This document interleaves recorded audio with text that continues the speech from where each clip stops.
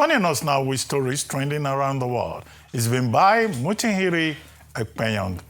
Good morning. Good morning, Dr. Abati. Good morning, Ayo. Good morning, Rufi Fire. Very passionate about a good cause. So Moroccans do keep oppressing us in African football. Real quick, Dr. Abati, you said football shouldn't because this is what's trending. You said football shouldn't cause war.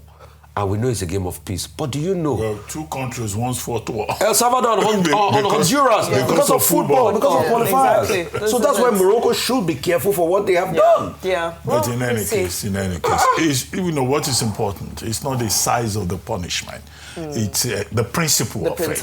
And the fact that CAF is upholding the principle about proper conduct, fair play, and integrity. Yes, and accountability. All right, well, on that very sporty note, let's get straight into what's trending. Today, we kick off with the 2023 presidential candidate, Peter Obi, who took to the streets of Abuja from Abaji to Kwali, Zuba, Gwagwalada, and Amak in the lead-up to the February 21st FCT local government elections to show support for the African Democratic Congress, ADC candidates in those constituencies. Walking through the streets of the various local government areas with his supporters, he engaged with citizens and listened to their concerns, as he declared that he is not scared and that he is in this election to change the lives of our children.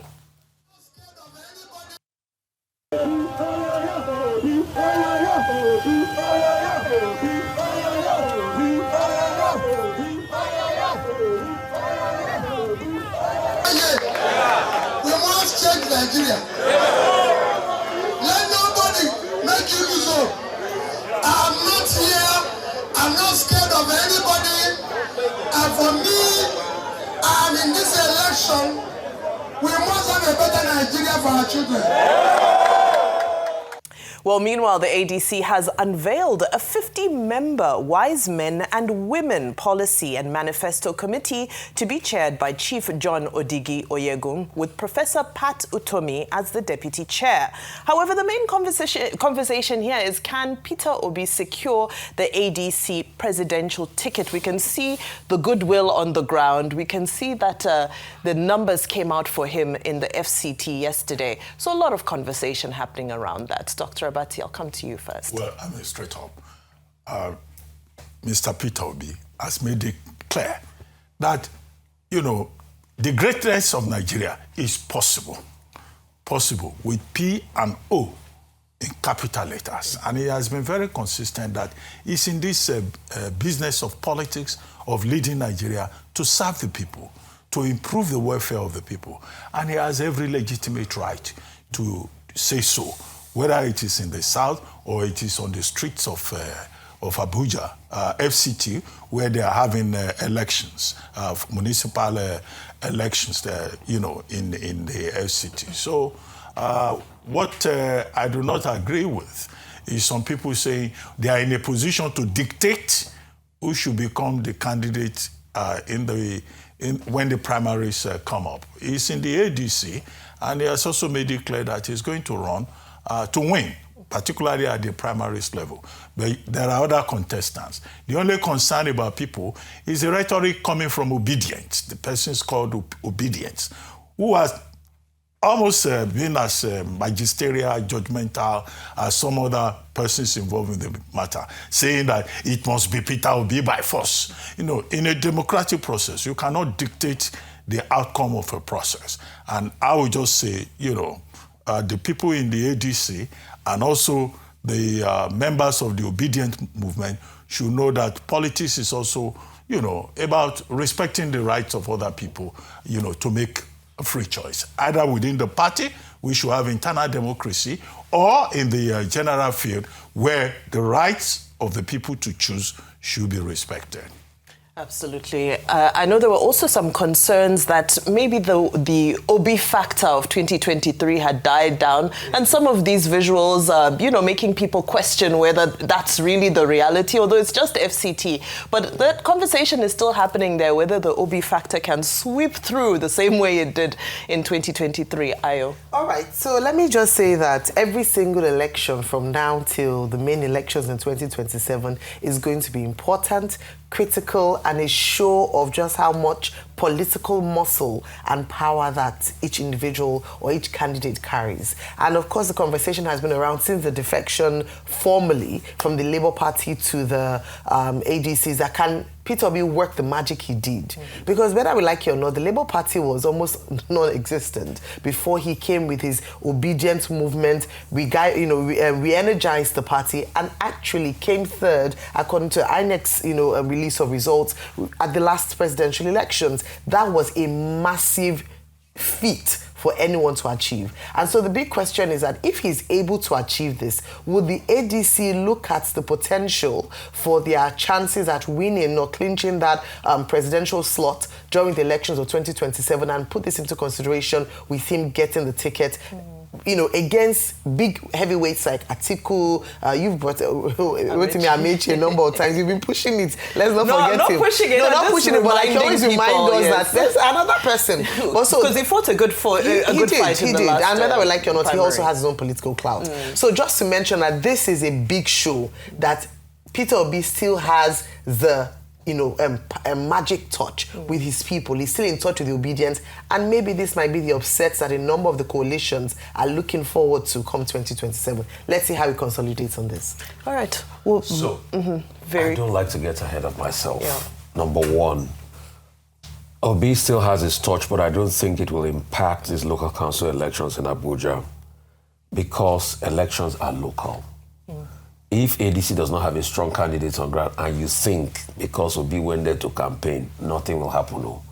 Obi equally went to campaign for Mogalu that has now left the Labour Party in Anambra State. After using the Labour Party, nothing still happened. So let's not delude ourselves. I'll tell you the pure facts. Secondly, as regards the obedience, saying is Obi or not, in Dr. Abati, you can't be judged or begrudge a group of persons for having a firm mindset of support. Yes, that's democracy. If it doesn't go their way afterwards, they will see what is on ground. But you cannot say that they have the right not to be able to toot their candidate. People will toot their candidates. There's no how.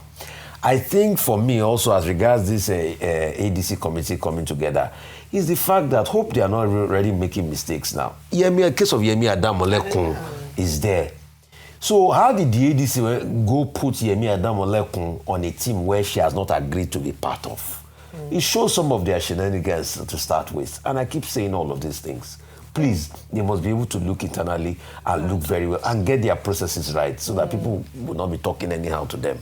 Absolutely. Well, I think one of the big themes really is to see whether internal democracy will actually succeed in when the ADC primary comes about, because, of course, we know the reputation that primaries have, and we look forward to seeing how that plays out.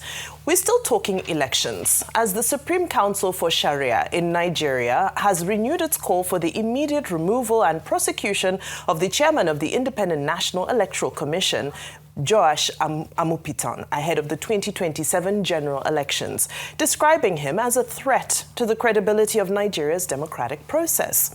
Well, the council warned that Muslims would neither recognize nor legitimize any election conducted under Amupitan's leadership, citing that what it described as serious integrity and neutrality concerns. The president of the Supreme Council for Sharia in Nigeria, Sheikh Bashir Umar, said the council's stance was based on what it described as the INEC Chairman's questionable antecedents, particularly a legal brief he authored affirming the existence of a Christian genocide in Nigeria. According to him, the position taken by the INEC Chairman amounted to divisive propaganda and raised serious doubts about his impartiality as the head of Nigeria's electoral body. You can imagine this is a topic that would generate a lot of feedback, especially on social media. Let's go to X quickly and see what people had to say. In this post, Yakubu wrote, "Appointments are not determined by feelings of religious groups. Nigeria belongs to all." Okweolua also posted and said, "It must inspire confidence along religious and ethnic lines, but not competence." Ah, God. This last post on X says, "Well, it's hard to satisfy everyone in this country. What we truly need is a strong, principled leader who stands firm and makes decisions in the nation's best interest." I love that tweet because, in essence, Nigeria is such a diverse nation that it's going to be impossible to please everyone, and we also don't expect the leadership to sell ice cream. They're not here to sell people ice cream, but we also do expect principled decision making. Dr. Abati, I'll come to you on this topic of this Sharia council saying that Muslims will reject any election under Amupitan. As if Muslims in Nigeria are one homogeneous, monolithic group. Well, I think that the Department of State Services, the DSS, and other relevant agencies should invite this Sheikh Bashir Umar for a conversation and to advise him accordingly, not to inflame passions, not to he himself spread divisive propaganda before the commencement of the 2027 elections. Interestingly enough, the Sheikh was talking about Nigeria's future, faith, leadership, and I think justice.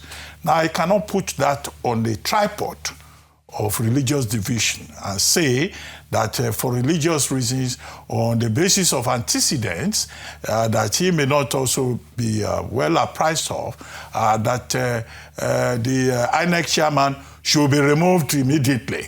Otherwise, Muslims will not take part in the 2027 elections, or they will not accept the outcome of any results announced under the leadership of Professor Amupitan. No, that kind of rhetoric is dangerous for society, and that is why I think it should be called to order. Because as a sheikh, he occupies a position of importance. As president of the Sharia Council, he occupies a very important position.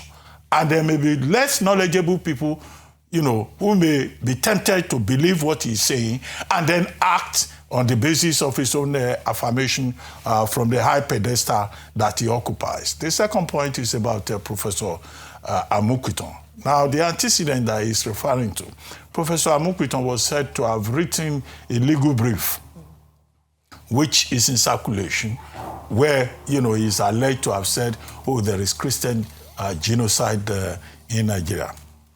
I don't know what date this was, but nobody, I think, should capitalize on religious sentiments to say, because you are a Christian or because you are a Muslim, it's likely to affect the outcome. Section 10 of the Nigerian Constitution is very clear that there shall be no state religion. Nobody is given a major appointment in government in this country on the basis written of being a Christian or a Muslim. Now people talk about tickets, Muslim, Christian, Muslim. It's a conventional thing. It's a tool of convenience for politicians looking for what best serves their purpose. But Nigeria does not have such an official policy, whether it's at the presidential level or anywhere. It's just convenience, and it's not written anywhere in law. And people should say that. What I expect the Sheikh to be saying is to mobilize his followers as Nigerians who have civic duty and responsibility to make their own choice, to vote, and to respect the Constitution of the Federal Republic of Nigeria. Well said, Dr. Abati. You said the Constitution said there must be no state religion. Why do we have pilgrims bought for both religion? And why does the government subsidize religious travel every year?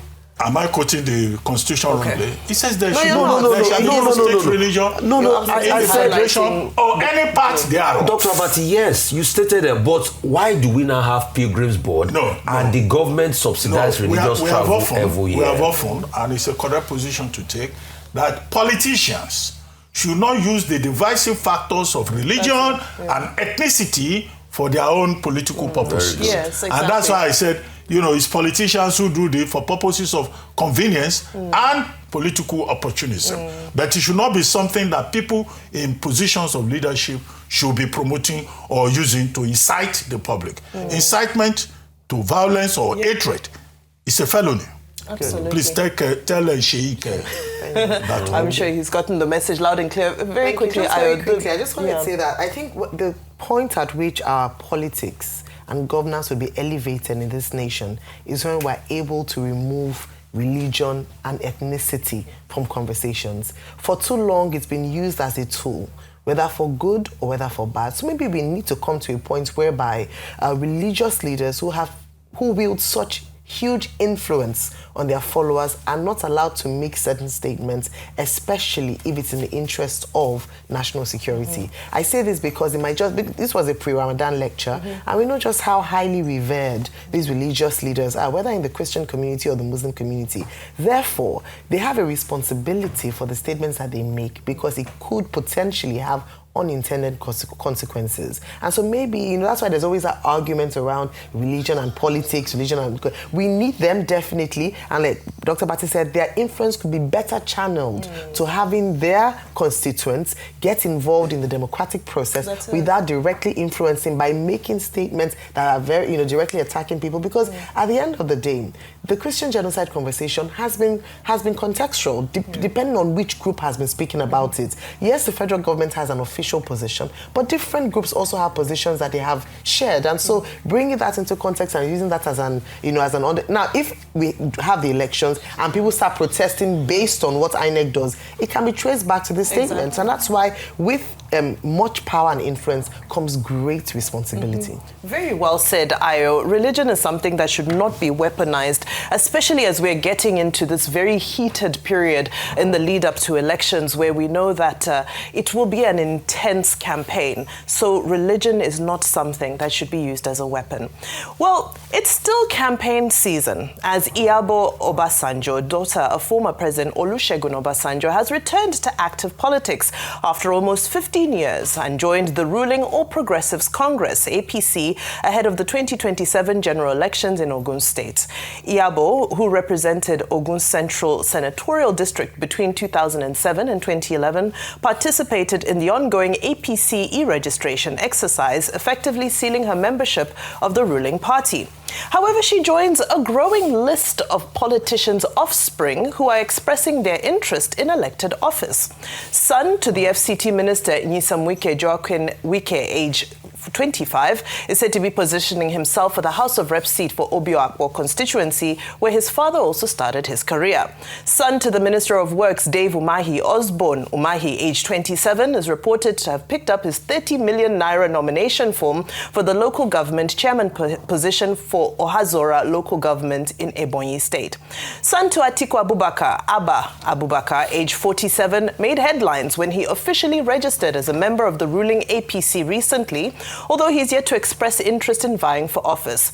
And of course, the first son, Seyi Tinubu, age 40, who is also the founder and patron of the City Boy movement and is widely tipped to be preparing to run for office in Lagos State.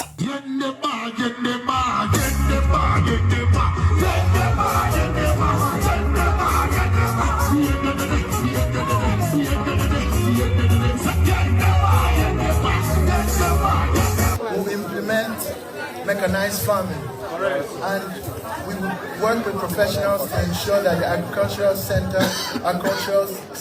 of the local government is properly equipped and developed. Today, this journey that we're on, by the grace of God, we are going to go very far. All what the people here, your leaders, have said today is true.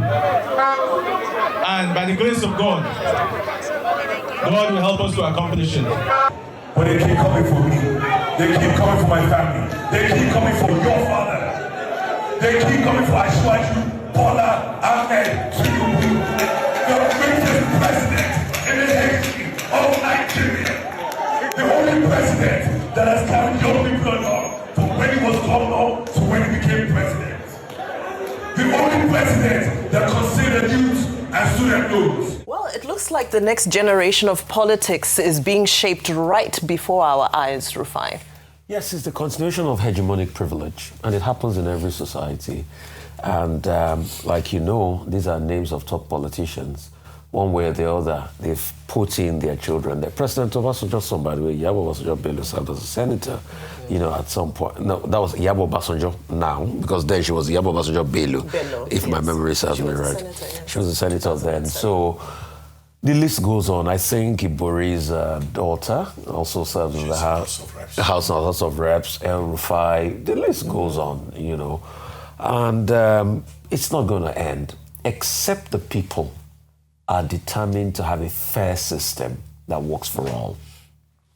Name politics, even in the biggest economies like America, you have the Kennedys, you have the Bushes and all of that. Name politics gets a big leverage. But when you look at it, in this context in Nigeria, name politics in a country where people are struggling to pay kidnappers for ransom, in a country where 177 people have been kidnapped, nobody has been able to bring them home. We just report all of this. In a country that has largely failed the people. So when you ask them, why are they putting their children in there? It's just because they want their children to control the hegemony. And it's a control. Go back in history since 1960. Some families have started leading the country. They pass it on to other families. Every year, a new family gets into the hegemony. And it's just a matter of time. But all of this is at the expense of the poorest of the poor. So how do we change it? We need to have a balancing. I think somebody wrote a book. I think it's Walter Schneider or Schnedlin. He wrote a book. He called it The Great Leveler. When is Nigerian political structure and societal strata going to have a great leveler? It will be with a people that truly wants their country to change. A people that does not respect the hegemony. A people that does not respect Babasokwe-cracy. A people that truly asks for accountability. But the big question is, are the people ready? The big question is, are the institutions ready? No. It's not only in politics. It's been done in judiciary. It's been done in every area of our lives. But except we break this hegemony or we limit it, Nigeria will never move forward. These people will say, because their fathers have served Nigeria, they too must serve Nigeria. So the colonization continues, the internal colonization, and Vimba is never going to stop. So, can I just give a quote by activist Aisha Yesufu that I think is very powerful and relevant to this story, which is that we're looking forward to a Nigeria where the son of nobody can become somebody without knowing anybody. We are very far away from that. And there is I want to put education as one of the levelers before we were talking about. Access to quality education by all Nigerians can give people an opportunity to aspire to get to levels that their parents didn't get to. But unfortunately, even at the level of education, there's such a wide divide between the education that is received by the children of these elites and children of ordinary Nigerians, whereby you can't even aspire. What you are thinking about, you're so mindful of how to get your next meal, you cannot even be aspirational. And there's almost a deliberate attempt to keep people shackled on that level, whereby you cannot even attempt to aspire to get to the next level. Dr. Bati, I don't see it as together with our next story. Okay. Dynasty politics, you find it all over the world. Whether it's in Bangladesh or it's in South Korea or it is in India or it's the United States or Equatorial Guinea or even Nigeria.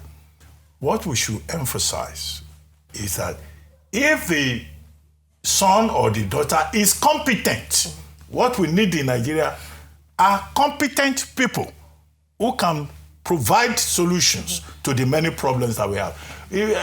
To talk about circumstances of birth, people don't choose where they came from, but they must be qualified and they must be competent. They will probably even be better persons than their parents, whose examples that they are following. But they must be competent. They should not be just children of privilege to come and inherit a culture of rent collection, feeding fat on the Nigerian state. So when we can see that competence, that will make sense. Absolutely, absolutely. Now, I think where the concern comes is the divide between the haves and the have-nots and those who don't have access to even the funding required to access political office. Excuse me, and that's what takes us to our next story. From Kogi State, where a new video being circulated on social media shows a mother crying out to the public, begging for help to find her daughter, Biniu Latifa. Latifa was kidnapped on her way to NYSC orientation camp, and according to her family, the kidnappers are demanding 30 million naira. So far, her family and friends have only raised 1 million naira. And in this new video, her mother asked the public for urgent help. Let's take a look.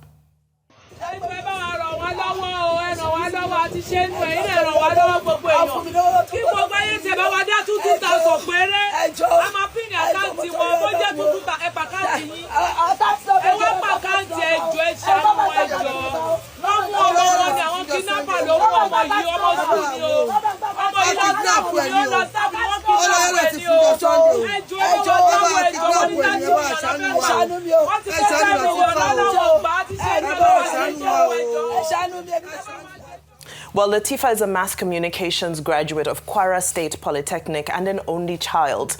And this story has once again put a spotlight on the kidnapping epidemic and the impact it's having on families across the country. Ayo, I'll come to you. Rufai, you shared another story of, it's just stories upon stories of kidnappings and ransoms and so forth. And that's why I was saying that we hardly have security in this country. Let's stop deceiving ourselves. The lack of handling or management or tackling of insecurity has now created an industry for kidnappers, such that whereby the law says do not pay ransom, do not pay this, but when you leave people with no choice but to save the lives of their loved ones, look at that heartbreaking story of the woman with an only child, and you tell her not to pay ransom. What are the alternatives? What's the option? If you're not going to pay ransom, will the security operatives guarantee the safe return of her child? No. And so what people are then left to do, or what they're left to resort to, is self-help. And this is what we've seen consistently. We resorted to self-help in the area of power in Nigeria. Everyone now has a generator, an inverter, alternative source of power.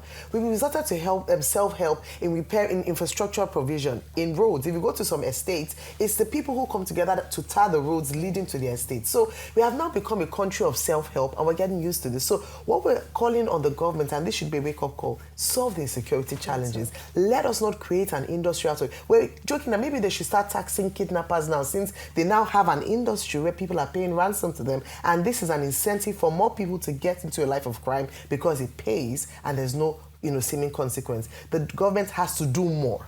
They've started doing, but they must do more to tackle insecurity and help women like this not to have to, canvass for some money to pay criminals to release their daughter. It's very sad. It's very sad, and this is one of the few stories. This is the one that gets highlighted, but all across the country there are various stories and experiences of this nature, and we continue to appeal to our security forces to intensify the fight against insecurity.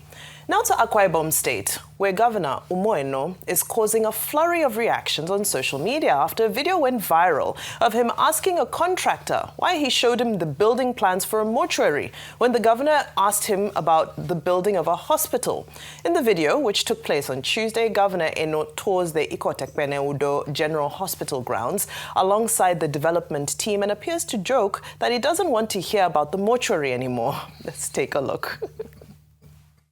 Carriageway. Yeah, it doesn't work with me. There's no plans for me to use. Yes, sir. Bring that right. This is where we are right now. We started with this. Where is it? This is where exactly here. Exactly here. We started with the gate house and the mortuary. Where's the gate house? Why do you start mortuary first? Why mortuary? I said build hospital, you go start with mortuary. Don't say that kind of a thing again. Don't show me mortuary. Well, this was one stop among others, with the governor also touring the Ikotekpene-Udo Bridge and the Oro Maritime Jetty, in which he said all of these projects belong to the people. But let's take a look at some reactions from social media. On X, Boomsy said, did no one in the government review the project plan? Where is the project oversight? Why is he shocked that they started the chapel and mortuary first? Lastly, Ishola said, imagine awarding a major state hospital contract, and the contractor begins with the project with a mortuary. Not fencing, not foundation, not admin blocks, a mortuary. Hospitals are supposed to save lives. Mortuaries simply record the failures of that mission. So why start with the ending? Mr. Governor, this is a red flag. Withdraw the contract immediately. A project that starts with death cannot be trusted to protect life. Public infrastructure demands accountability. We deserve better. The state deserves better. I mean, people, the last post on X says Nigeria should be on Netflix. But I mean, truly, is it wrong to say let's start with life than with death, Dr. It is a case of what we call morbid humor, macabre humor. It looks funny, it sounds funny, but it is, it has taken the governor of Akwa Ibom State, who is a master of frank talk, straight talk, to remind us that if we are building a hospital, that is supposed to be a hospital is from a hospice, right? You know, which is a place where you save people and all of that. Why will you go and start with a mortuary or start with a chapel? But if I may play the devil's advocate, some of these contractors, they know Nigeria very well. They may have heard that once upon a time, Nigerians were saying that Nigerian hospitals have become mortuaries. And then they'll say, well, this is a country where the hospitals are mortuaries. Let's start from there. They must also have heard the statement that Nigerians are very religious people and that there is a church or a mosque in every corner. So they were, if you were the contractor and you are a parachuter inside Nigeria, say, well, let us start with what is most important to the people. Let's put mortuary in case they die. Let's put chapel where they can go and be praying. And then the hospital itself is the last thing they want to do. That's why I say, you know, it's a morbid humor. Yes. But it's instructive.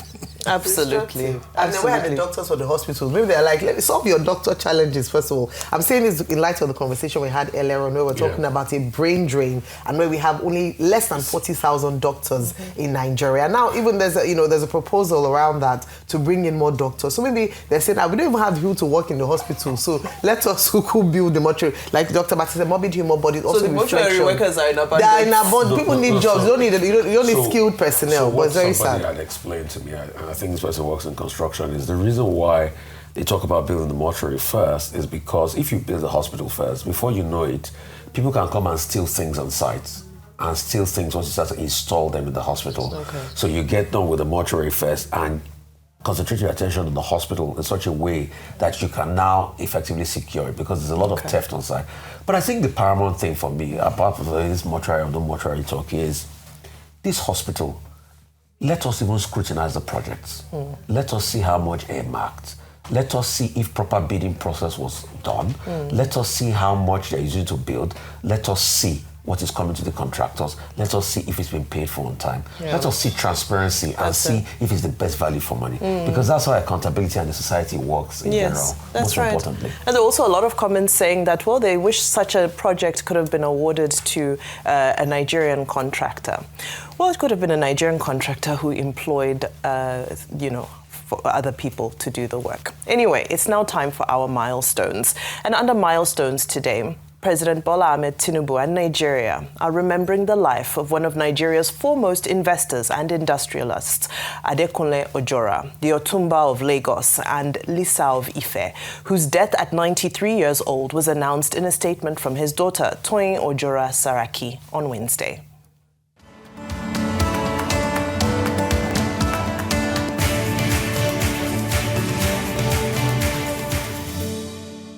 Born in 1932, Chief Ojora was known as a boardroom titan whose illustrious career spanned industries. But he began his career in the media, studying journalism at Regent Street Polytechnic in London, before then working his way up to become an assistant editor at the BBC. By 1955, he joined the Nigerian Broadcasting Corporation as a reporter and later transferred to Ibadan to work as an information officer with the regional premier. By 1961, he had pivoted to public relations, working as a PR manager for the United African Company before becoming an executive director 1 year later. He then took on the business world, investing in various firms across industries including oil and gas, food, insurance, real estate and finance within Nigeria and abroad. He emerged as one of the key figures to have shaped the development of industry in Nigeria, in turn impacting generations.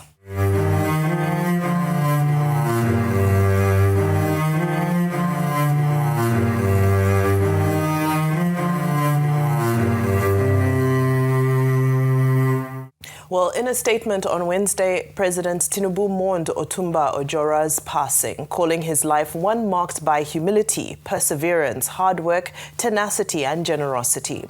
He also called him an individual who made significant contributions to both the private and public sectors. May his soul rest in peace. Now, we'll also move quickly to our good news report for today, where in a major step for Nigeria's medical community, the Prostate Clinic in Lagos just made history by performing the first ever robotic gynecological surgery in West Africa.